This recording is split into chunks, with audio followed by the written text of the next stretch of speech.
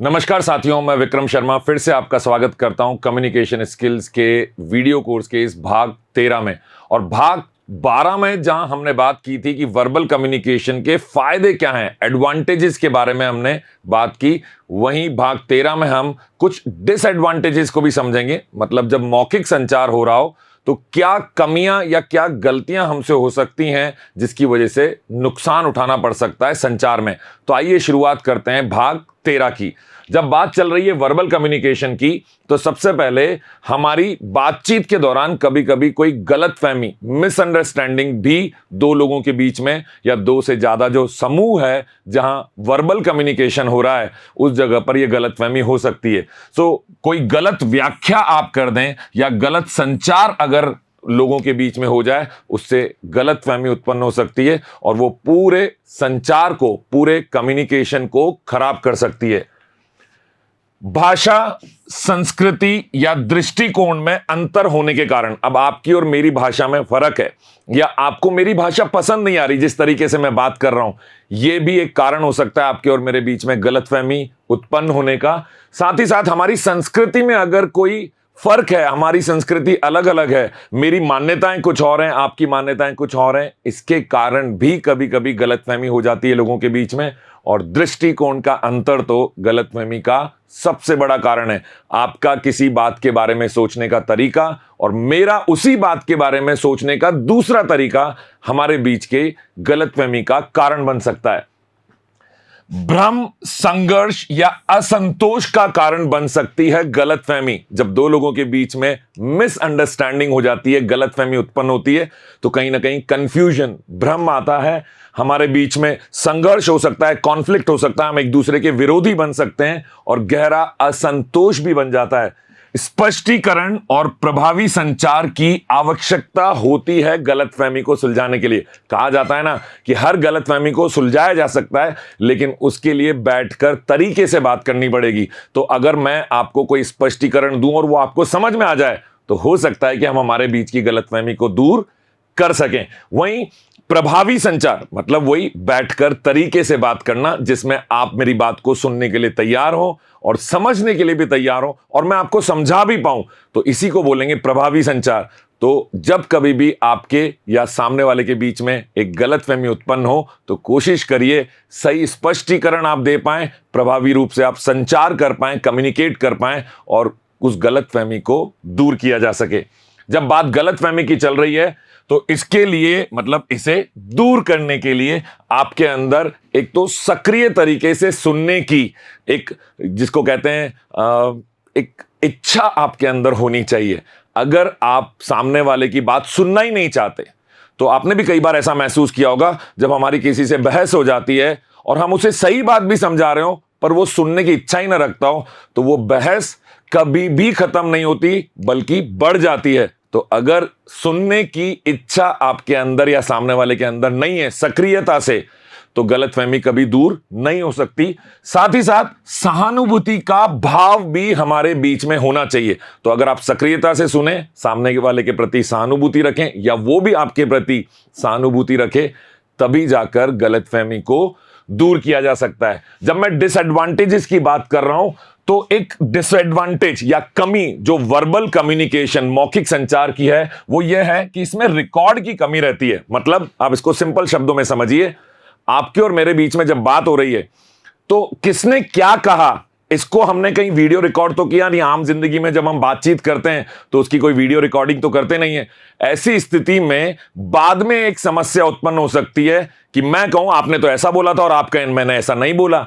तो ये रिकॉर्ड की जो कमी है, ये भी एक बड़ा डिसएडवांटेज है, एक कमी है वर्बल कम्युनिकेशन की। आगे जब हम बढ़ रहे हैं, तो इसमें एक सीमित अभिव्यक्तिता, मतलब अगर आपका एक्सप्रेस करना, खुद को अभिव्यक्त करना सीमित है, तो इस वजह से भी कभी कभी हमारा कम्युनिकेशन, हमारा संचार प्रभावी होता है, उस पर बुरा असर पड़ता है। तो संचार में गहराई या भावनात्मक विस्तार की कमी होना, यह अपने आप में संचार की कमी को दर्शाता है। तो याद रखिए दोस्तों, जब कभी भी बात करें तो खुलकर बात करें, अच्छे शब्दों में बात करें और अपने आप को सही तरीके से अभिव्यक्त करें। सीमित अभिव्यक्तिता आपके संचार पर बुरा असर डालती है। जब बात चल रही है अभिव्यक्तिता की, तो कभी कभी हमारे बीच में भाषाओं की बाधा होती है। मेरे बोलने का तरीका, मेरी भाषा और आपके बोलने का तरीका और आपके द्वारा उपयोग में लाई गई भाषा, ये हमारे बीच में अभिव्यक्ति को रोकती है। जब आप ऐसा समझते हैं ना, मान लीजिए आप किसी अंग्रेज से मिले जो फॉरेन से यहां हमारे पास आया और आपको अंग्रेजी आती तो है पर इतनी अच्छी नहीं आती, तो उस समय वो जो बाधा आप महसूस करते हैं उस वजह से खुद को खुलकर अभिव्यक्त नहीं कर पाते। तो ये एक कमी है वर्बल कम्युनिकेशन की। सांस्कृतिक मानकों के कारण या व्यक्तिगत कमियों के कारण भी आपका वर्बल कम्युनिकेशन खराब हो सकता है। तो ये छोटी छोटी बातों का अगर हम ध्यान रखेंगे तभी हमारा मौखिक संचार प्रभावी बनेगा। वहीं प्रभावी संचार और समझ में बाधा डाल सकता है आपका कम अभिव्यक्त होना। मतलब आपके अंदर खुद को ढंग से पेश करने की कला अगर नहीं है तो आपका प्रभावी संचार और सामने वाले की आपकी बात को समझने की जो एक स्तर है उस स्तर में कमी आ सकती है। तो हमेशा याद रखिए, जब भी बात करें अपने आप को सही तरीके से और पूरी तरीके से अभिव्यक्त जरूर करें। अब अगर आप संचार को प्रभावी बनाना चाहते हैं तो आपके शब्दात्मक और अशब्दात्मक अभिव्यक्ति का जो कौशल है, मतलब अपनी बात को रखने का, अपने आप को अभिव्यक्त करने का शब्दों के माध्यम से और अशब्दात्मक मतलब बॉडी लैंग्वेज, शारीरिक भाषा के माध्यम से जो ये कौशल है, इसको सुधारा जा सकता है। और इसको सुधारने के लिए आपको बार बार अभ्यास करना पड़ेगा। तो अभ्यास करते रहिए, समय समय पर फीडबैक लीजिए, प्रतिक्रिया लीजिए दूसरे लोगों से। उन प्रतिक्रियाओं में अगर कुछ नेगेटिव, नकारात्मक प्रतिक्रियाएं भी हैं जहां लोग आप में कमी निकाल रहे हैं, तो हर बार उसके लिए नाराज होने की आवश्यकता नहीं है। प्रयास करिए कि आप ध्यान से सुने, समझें और खुद के बारे में सोचें, आत्म मंथन जरूर करें। इसको हम कह सकते हैं आप स्वयं के प्रति जागरूक हैं। और अगर आप स्वयं के प्रति जागरूक होंगे, सेल्फ अवेयरनेस आप में होगी, तो आप जरूर हर हाल में अपने कम्युनिकेशन को, अपने संचार को और ज्यादा सुधार पाएंगे, प्रभावी बना पाएंगे। तो अगर प्रभावी संचारक बनना चाहते हैं, अच्छे कम्युनिकेटर बनना चाहते हैं, सब लोग आपको पसंद करें, आप ऐसा चाहते हैं, तो कोशिश करिए, आत्ममंथन करें। क्योंकि कोई और आपकी कमी बताए उससे ज्यादा हमें हमेशा अपने बारे में, स्वयं के बारे में पता होता है कि यह हमारी कमी है। उस कमी को नजरअंदाज मत करिए, उस पर काम करिए, उसे सुधारिए। सुधार की गुंजाइश हमेशा होती है। और जो भी लोग अच्छे संचारक होते हैं वो खुद को सुधारने, खुद को और बेहतर बनाने के प्रति हमेशा ध्यान देते हैं। तो आप भी इस प्रयास में हमेशा लगे रहिए। जब मैं आगे बात करता हूं डिसएडवांटेजेस या जो कमियां हैं या जो परेशानियां जुड़ी हुई हैं वर्बल कम्युनिकेशन से, तो उसमें एक बड़ी परेशानी क्या है, इसमें आप जो आपका संचार है उसको संपादित या संशोधित नहीं कर सकते हैं। बहुत मुश्किल है इसमें। क्यों? क्योंकि जो कहते हैं ना, एक बार जो तीर कमान से निकल गया और जो शब्द जुबान से निकल गए, मुंह से निकल गए, वो लौटकर वापस नहीं आते। इन्हें वापस ठीक नहीं किया जा सकता। हालांकि कुछ तरीके होते हैं जिनके माध्यम से हम हमारी कई बातों के लिए, जो भी हमारे मुंह से निकल गई है और वो गलत है, अगर आपको ऐसा एहसास होता है तो हम माफी मांग सकते हैं। हम सामने वाले को कारण बता सकते हैं कि गुस्से में, आवेश में या जाने अनजाने में मेरे मुंह से ये बात निकल गई। पर आप याद रखिए, बात जो निकल गई वो लौटकर वापस नहीं आती। उसे ना आप वापस एडिट कर सकते हैं, संपादित कर सकते हैं, ना संशोधित किया जा सकता है। तो लिखित सामग्री की समीक्षा की जा सकती है, उसका संशोधन किया जा सकता है, उसमें सुधार करने की जो एक गुंजाइश है वो भी होती है। लेकिन जब मुंह से कोई बात निकल जाती है तो उसको सुधारना थोड़ा मुश्किल हो जाता है।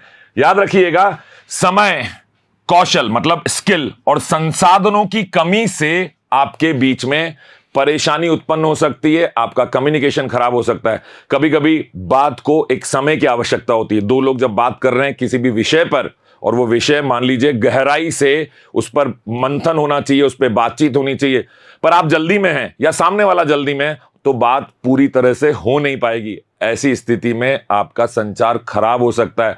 तो जब भी आपको कोई विशेष बात पे, जो महत्वपूर्ण बात है, उस पर कोई बातचीत किसी से रखनी है, कोई डिस्कशन आपको करना है, तो कोशिश करिए उचित समय लेकर आप उस डिस्कशन को कंप्लीट करें, उसे पूरा करें और अपने जो बोलने का कौशल है उसका इस्तेमाल करें। उसमें मैंने बोला है आपको सुधार की आवश्यकता है, तो हमेशा सुधार करिए। और कभी कभी संसाधनों की कमी के कारण भी, मतलब कभी ऐसा होता है कि माहौल सही नहीं था, इस कारण भी आपकी बात सही नहीं हो पाई, तो इन सब चीज़ों पर ध्यान दीजिए, तभी संचार ठीक हो पाएगा, अन्यथा बड़ी कमी हो जाएगी, बड़ी परेशानी भुगतनी पड़ सकती है। सामग्री में त्रुटियां, मतलब जो भी आपका कंटेंट है, जिस पे भी आप बात करने वाले हैं, मान लीजिए आपने जहां से तैयारी की, एक भाषण आपने लिया, उस भाषण में कोई कमी थी, तो आपने अगर गलत चीज से तैयारी कर ली, गलत कंटेंट आपने तैयार किया, तो वो एक बड़ी परेशानी पैदा कर सकता है आपके वर्बल कम्युनिकेशन में। असंगतियां, मतलब बात में कॉन्टिन्यूटी नहीं है, उसमें एक निरंतरता नहीं आ पा रही है, आधी अधूरी जानकारी आपके पास है, उसकी वजह से भी, तो याद रखिए वो आधी अधूरी जानकारी ना बड़ी घातक साबित हो सकती है हमारे संचार के लिए। जब मैं बात कर रहा हूं डिसएडवांटेजेस ऑफ वर्बल कम्युनिकेशन की, तो प्रभावी संचार में क्या बाधा डालता है? यह बाधा डालता है आपका सही तरीके से खुद को अभिव्यक्त न कर पाना, सही तरीके से आप उस बात को संपादित नहीं कर पाते। तो एक बार जो बात निकल गई, वो प्रभावी संचार में बाधा तो डाल ही रहा है, लेकिन साथ ही साथ गलत फहमियां पैदा कर रहा है। गलत फहमियां का मतलब वही है, आप सामने वाले को सही तरीके से समझ नहीं पाए और उसकी बात आपको पूरी तरीके से संतुष्ट नहीं कर पा रही। यही बात आपके द्वारा कही गई चीजों पर भी सामने वाले के साथ हो सकती है। वो हो सकता है आपकी बात को सही तरीके से न समझ पाए, तो इन चीजों का विशेष ध्यान रखिए। संशोधन और संशोधन कौशलों का विकास करना, समीक्षा के लिए पर्याप्त समय निकाल पाना, उस समय में उस चीज पर पूरी तरह से सुधार कर पाना, यह अति आवश्यक है। इसकी बिना आप संचार को सुचारू रूप से आगे कभी नहीं बढ़ा पाएंगे। जब मैं बात कर रहा हूं डिसएडवांटेजेस ऑफ वर्बल कम्युनिकेशन की, तो इसके लिए हमारी भाषा, जो भाषा कौशल जिसको हम बोलते हैं, बातचीत करने का तरीका, सही शब्दों का चुनाव कर पाना, आपकी वोकेबुलरी, मतलब जिसको कहते हैं ना शब्दकोश जो है आपका, वो सही हो। बात बात पर आपने देखा होगा कई लोगों के पास सीमित शब्द होते हैं, वो बात को पूरी तरीके से रख नहीं पाते हैं। वो कहते हैं ऐसे, वो देखिए सुनिएगा ध्यान से, क्या कहते हैं क्या कहते हैं, इस तरह से वो बात करते हैं। क्यों कह रहे हैं वो ऐसे बात? क्योंकि शब्दों की कुछ कमी हो है उनके पास, शब्दकोश कहीं खो गया है उनका, लिमिटेड शब्द है उनके पास। तो भाषा का कौशल कैसे आप प्राप्त कर सकते हैं, इस बारे में जरूर बात करेंगे, लेकिन अपनी भाषा कौशल का प्रभावी रूप से संचार और समझने के लिए आपको आवश्यकता पड़ती है कम्युनिकेशन के दौरान, वर्बल कम्युनिकेशन के दौरान आपको इन सब चीजों की आवश्यकता है। खासतौर से आपका भाषा कौशल बहुत मजबूत होना चाहिए। अगर नहीं होगा तो आपका कम्युनिकेशन पूर्ण रूप से खराब हो सकता है। कभी भी आप जो मैसेज देना चाहते हैं वो सामने वाले तक वो मैसेज उस भाव से नहीं पहुंचेगा जिस भाव से आपने उसे बोला है।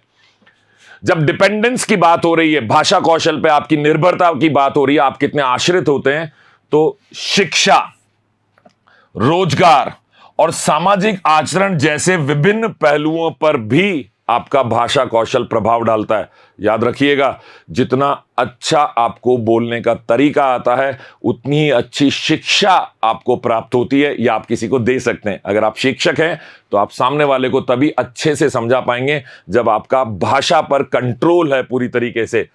रोजगार की बात करें, जब कहीं आप नौकरी के लिए जाएंगे, कहीं जॉब के लिए अप्लाई करेंगे, इंटरव्यू के लिए जाएंगे, उस दौरान भी आपका भाषा कौशल जो है, मैंने कई बार देखा है कि जिन लोगों के पास परसेंटेज, जो मार्क्स उनके हैं, जो किसी भी एग्जाम में उनके नंबर आए हैं, उनकी जो मार्कशीट है उसमें नंबर तो बहुत ज्यादा हैं, लेकिन भाषा कौशल की कमी होने के कारण उनके जीवन में से अपॉर्चुनिटीज, बहुत सारे ऐसे अवसर कम हो जाते हैं, क्योंकि वो सही समय पर सही तरीके से अपनी बात को रख नहीं पाते। कम नंबर वाले लोगों को, जिनको अच्छे से बोलना आता है, जिनकी भाषा कौशल जबरदस्त है, भाषा पर कंट्रोल जबरदस्त है, ऐसे लोगों को बहुत ज्यादा अवसर मिलते हैं और लोग इन्हें पसंद करते हैं अपने साथ जोड़ना, नंबर कम होने के बावजूद भी। तो पढ़ाई जरूरी है, नंबरों का अच्छा होना आपकी मार्कशीट में जरूरी है, लेकिन उससे कहीं ज्यादा जरूरी है कि आपका भाषा कौशल अच्छा हो। ऐसे कई सारे विभिन्न पहलुओं पर प्रभाव डालता है हमारा भाषा कौशल। यदि भाषा कौशल अपर्याप्त है या पूर्ण रूप से विकसित नहीं है, तो आपको कई तरह की नई चुनौतियों का सामना भी करना पड़ सकता है।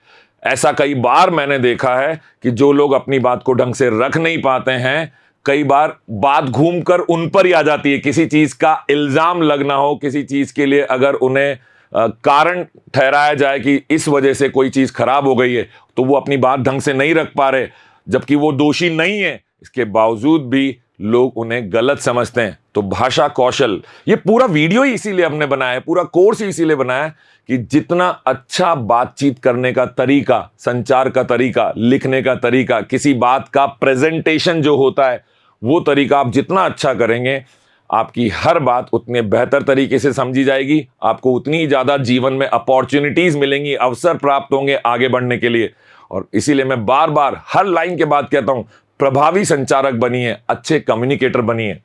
जब बात चल रही है डिसएडवांटेजेस ऑफ वर्बल कम्युनिकेशन की, तो कुछ प्रवीणता, कुछ नवीनता बनाए रखने के लिए, प्रोफिशिएंसी बनाए रखने के लिए, मतलब आप जो भी कार्य कर रहे हैं उसमें आप इतने मजबूत हैं, इतने बढ़िया तरीके से वो कार्य करते हैं, इसके लिए जरूरी है कि आप लगातार अभ्यास करें, आप ज्ञान जरूर लेते रहें, शिक्षा प्राप्त करते रहें। शिक्षा का मतलब हमेशा वो स्कूल कॉलेज में प्राप्त करने वाली पढ़ाई नहीं है, जीवन के विभिन्न पहलुओं के बारे में भी आपका शिक्षित होना बहुत आवश्यक है और हमेशा सुधार की आवश्यकता होती है। कभी मत सोचिए कि आप जीवन में परफेक्ट बन गए, कोई परफेक्ट नहीं हो सकता, सुधार की गुंजाइश हमेशा होती है और सुधार के लिए हमेशा प्रयास करते रहना चाहिए। मैं आज भी अपनी भाषा को सुधारने का प्रयास करता हूं, मैं कोशिश करता हूं कि मैं नए शब्दों का प्रयोग करूं, पर उन्हें बेहतर तरीके से सामने वाले को समझा सकूं, इतना जटिल शब्दकोश ना लाऊं, और अगर कोई नया शब्द इस्तेमाल भी लेता हूं तो सामने वाले को उसका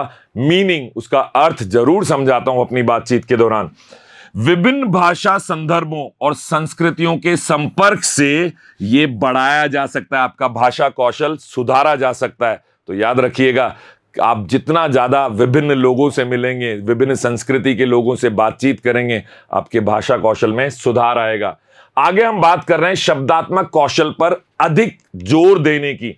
जब संचार और मूल्यांकन, आप किसी भी चीज का असेसमेंट करते हैं, जब हमारी किसी से बात हुई तो आम बातचीत में भी तो हम कहते हैं इस आदमी के बात करने का तरीका अच्छा है, या इस आदमी के सोचने का तरीका अच्छा है। तो ये हमने क्या किया, उस व्यक्ति विशेष का मूल्यांकन किया। तो जब संचार और मूल्यांकन में भाषाई क्षमताओं पर अत्यधिक महत्व दिया जाता है, तो हम कहते हैं कि अब संचार सही डायरेक्शन में, सही दिशा में बढ़ रहा है। अनौपचारिक संकेतों या व्यवहारिक कौशलों जैसे अन्य संचार प्रकारों को कम मूल्यांकन का कारण बन सकता है। अब आप सोचिए, कभी कभी हम कुछ छोटी छोटी बातों पर ध्यान नहीं देते।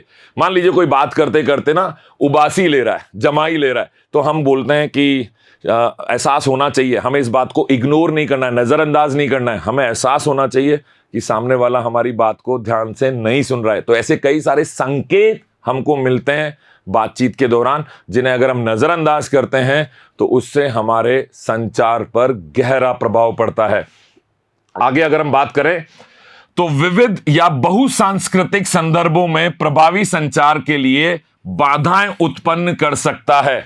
अब बहुत सारे लोग क्या करते हैं, जब वो बातचीत कर रहे हैं तो वो सामने वाले के बारे में इतना नहीं सोचते, उनको सिर्फ अपनी बात ही कहनी होती है। तो न वो दूसरे की संस्कृति को समझ पाते हैं, न दूसरे की पर्सनालिटी को समझ पाते हैं कि वो व्यक्ति विशेष कैसा है, उसके अंदर क्या अच्छाई है, क्या बुराई है। इन सब बातों को जब हम नजरअंदाज करते हैं तो हमारी कम्युनिकेशन, हमारा संचार जो है वो गलत दिशा में जाता है, या बोलें उतना प्रभावी नहीं रहता है, बाधाएं उत्पन्न हो जाती हैं।